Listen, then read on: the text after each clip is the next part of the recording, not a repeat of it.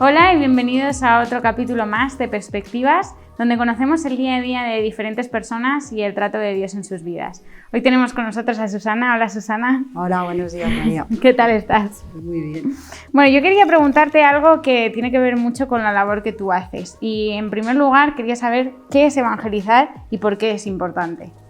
Bueno, pues para mí evangelizar es simplemente hablar de Jesús, llevar su palabra, transmitir que hay una salvación, que hay una esperanza, y eso es lo más importante, transmitir lo que dice su palabra en Juan, que Él dio a su Hijo unigénito para todo aquel que cree, no se pierda, mas tenga vida eterna. Y simplemente es proclamar las buenas nuevas y proclamar que hay una vida eterna.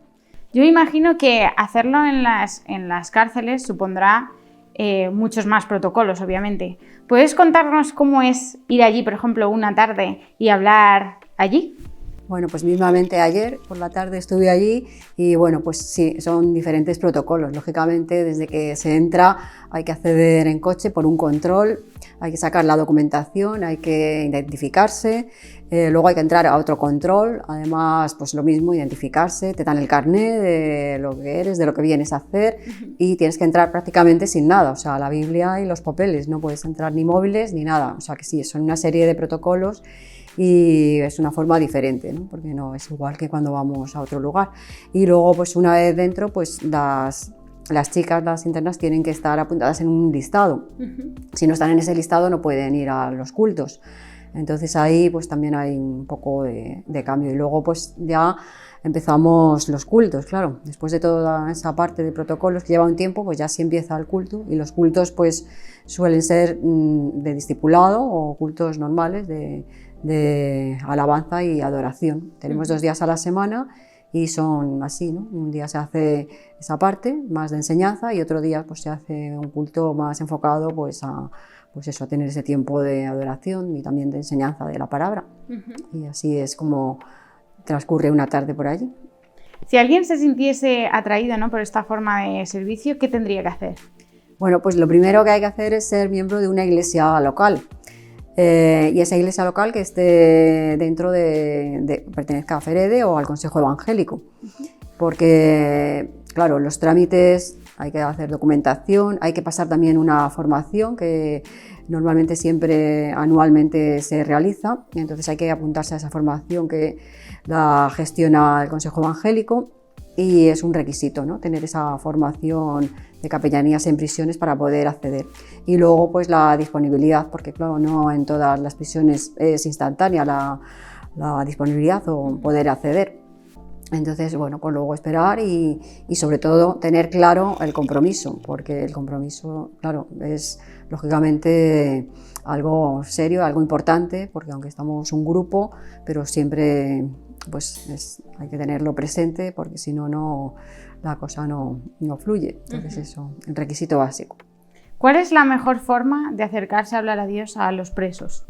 Bueno, pues la forma que yo creo es ser natural, ¿no? Transparente, natural y sobre todo pues transmitir el mensaje claro y de empatizar, ¿no? Porque a veces mirar a los ojos y ver el dolor de las personas, en este caso, en mi caso de mujeres, ¿no? Pues es a veces también ponerse en su situación y ver que están pasando situaciones pues tremendas, ¿no? Y pues simplemente pues eso, no ir con una actitud de superioridad o aquí venimos y somos y venimos a traer la palabra, no, simplemente es llegar y saber transmitir como que tienen una esperanza, que hay una salvación y que a pesar de esos momentos que están viviendo hay que seguir adelante.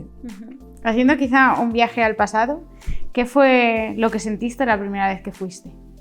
Bueno, pues la primera vez fue ya hace bastantes años, como 12 o 14 por ahí, entonces bueno, fue en la prisión de Alcalá, donde estoy ahora, en la de mujeres, y bueno, pues vi que era un lugar de tremenda necesidad, ¿no? Vi que allí pues había un trabajo que hacer, había que llevar esperanza, había que hacer algo, ¿no? Y bueno, pues todavía no sabía lo que me esperaba allí, pero sí entendí que Dios tenía para mí allí un trabajo y que iba a ser para un tiempo largo. Y bueno, pues ya llevo casi 13 años o más, pero de momento ahí sigo, ¿no? Y veo lo mismo, veo que es un lugar donde hay mucha necesidad de llevar la palabra, mucha necesidad donde se necesita que haya personas que siembren la palabra, que siembren esa esperanza de Jesús y que realmente darles la seguridad de que sí, de que ahí están en un lugar privadas de libertad, pero que hay esperanza. Hablando de esa necesidad que hay en las cárceles, yo me imagino que muchos de los que nos estarán escuchando no hayan estado nunca. Yo personalmente no he estado nunca en ninguna. ¿Hay mucho sufrimiento en las cárceles? A ver, hay sufrimiento porque realmente son circunstancias muy duras. Están viviendo pues, situaciones a veces muy delicadas. Entonces notas, ¿no? Cuando estás allí, pues notas que bueno, pues cómo lloran, ¿no? Cómo te cuentan, ¿no? Porque también una función principal es escuchar. Luego tenemos tiempo de escuchar, de aconsejar y sí hay sufrimiento, porque a ver, las situaciones no son fáciles, te puedes encontrar de todas las clases de circunstancias familiares y de otro tipo, entonces pues la verdad es que el sufrimiento se ve, ¿no? Se palpa, entonces a veces hay que estar ahí un poco pues sabiendo, con mucha sabiduría, sabiendo cómo les transmites ese mensaje de Jesús, que Él puede salvarlas, puede hacer en sus vidas milagros, entonces eso es lo que hay un poco que aprender. En la palabra dice, y conoceréis la verdad y la verdad os hará libres. Pero yo quiero saber, esto suena un poco contradictorio, ¿pero es posible ser libre entre rejas? A ver, la palabra dice que sí, que podemos ser libres estando en Él. Y bueno, las personas que están en prisión, en lo natural, están pagando su condena, ¿no? Están ya, pues bueno, pues dependiendo del tipo de delito, están pagando una condena u otra en la parte natural. Dios no clasifica los pecados, de hecho, Él dice que si fuesen como las granas serán emblanquecidos, ¿no? Y no hace distinción y clasifica los pecados, ¿no? Como podemos nosotros clasificarlos. Entonces, en realidad, lo que hay que hacer es amar a las personas, ¿no? Y yo entiendo que Jesús hacía eso, ¿no? Cuando comía también y se sentaba con fariseos, se sentaba con pecadores, ¿no? Entonces es un poco lo mismo, ¿no? Decir, bueno, pues sí, es verdad que hay diferentes clases de pecados, diferentes delitos, pero hacer pues un poco lo que hacía Jesús, no mirar el pecado en sí, sino mirar las vidas, mirar la necesidad y bueno, pues en base a ello, pues seguir adelante y saber eso, que sí, que Dios no hace esa clasificación que hacemos en la tierra y que ya bastante están pagando la prisión y nosotras vamos a darles otro tipo de libertad y sí es posible sentirse libre entre rejas. Dentro de las cárceles hay personas que han pasado por circunstancias muy duras y que han hecho cosas que muchas veces el mundo cree que no tienen perdón. ¿Cómo se les transmite a estas personas que hay un Dios que les está esperando para perdonarles?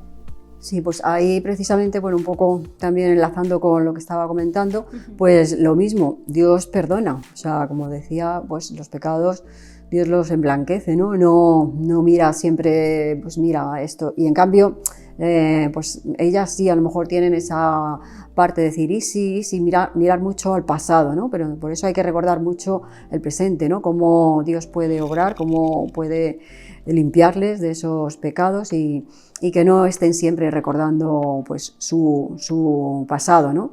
Sino transmitirles que vivan el ahora, que bueno, que cumplan el tiempo que tienen que estar allí, pero que sobre todo que usen ese tiempo también para buscar a Jesús, para acercarse a Él y bueno, que Él obrará. Yo he visto milagros, verdaderos milagros allí de condenas que de repente pues desaparecen o que de repente les dan la libertad. O sea, hemos visto en todo este tiempo cómo Dios obra, ¿no? Y cómo se puede seguir adelante y como también es un lugar donde ocurren milagros también. Siguiendo un poco con las contradicciones, ¿crees que la cárcel es un buen lugar para encontrarse con Dios?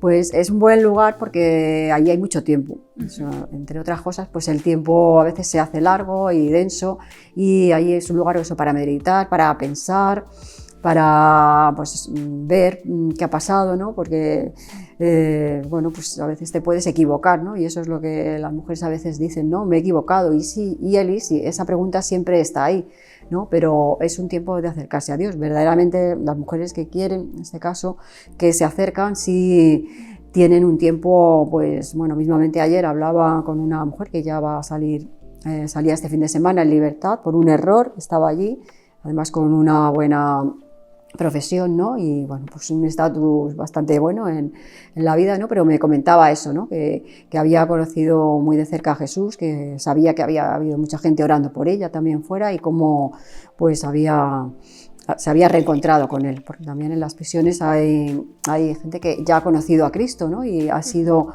bueno, pues cuando ha caído en ese pozo ha sido cuando de nuevo se ha acercado a él y cuando de nuevo ha visto que había esperanza para sus vidas.